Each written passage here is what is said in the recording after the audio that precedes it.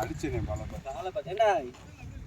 இங்க போற பால் இப்படியே நின்றுட்டு இப்படியே போட்டுட்டு இருக்கேன். நீ பேட்டை கொண்டு வரக்குள்ள பந்து வந்து பட்டுக்கிட்டு இருக்கு.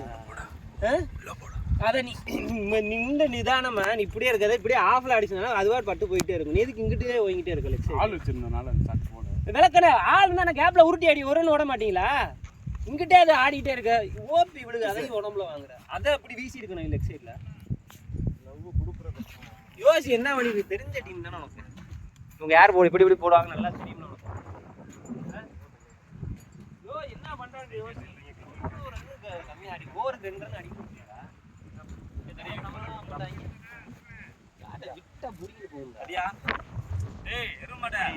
யோசி என்ன பண்றோம் யோசி. அடுத்த வாரம் டோர்னமெண்ட் இருக்கு. நீ பேட்டிங்கே இந்த எங்க போய் போகணும். ஒரு 2 வாரம் 3 வாரம் ஒழுங்கா பேட்டிங் இறங்கினா உனக்கு இந்த வாரம் ஓப்பனிங் அடிக்க வச்சிருக்கேன். போய் பாலை பார்த்துக்கிட்டாவே என்ன பண்றோம் யோசி.